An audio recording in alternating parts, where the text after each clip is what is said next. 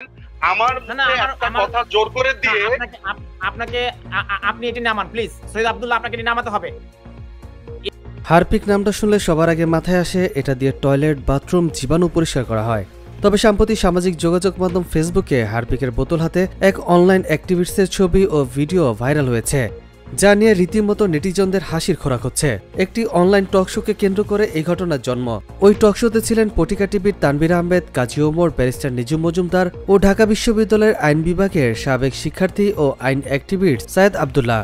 টকশোতে আলোচকদের তর্ক বিতর্কের এক পর্যায়ে ব্যারিস্টার নিজুম মজুমদারকে হারপিক দেখান সৈয়দ আব্দুল্লাহ।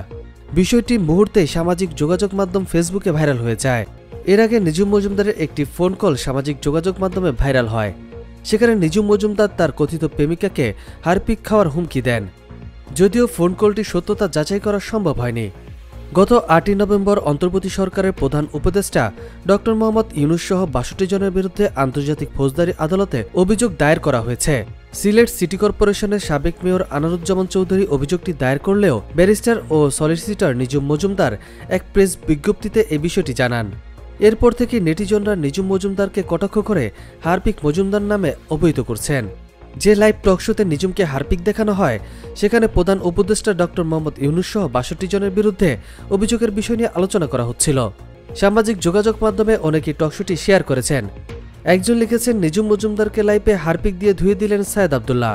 টকশোর নিচে শোয়েব সাব্বির নামে এক দর্শকের মন্তব্য করেছেন, নিজুম মজুমদার যেখানে টকিং করতে আসবে সেখানেই ব্যাকগ্রাউন্ডে হারপিক মজুমদার পোস্টার লাগানো হবে। নেটিজনদের অনেকেই বলছেন তর্কের খাতিরে তর্ক করতে হবে, এটা ব্যক্তি আক্রমণ। অনেকে আবার বলছেন নিজুম মজুমদারকে যথাযথ জবাব দেওয়া হয়েছে। বিষয়টি ভাইরাল হওয়ার পর সৈয়দ আব্দুল্লাহ ফেসবুকে তার ব্যক্তিগত অ্যাকাউন্টে একটি পোস্ট করেন। সেখানে তিনি নিজুম মজুমদারকে হারপিক দেখানোর কনটেক্সট জানান।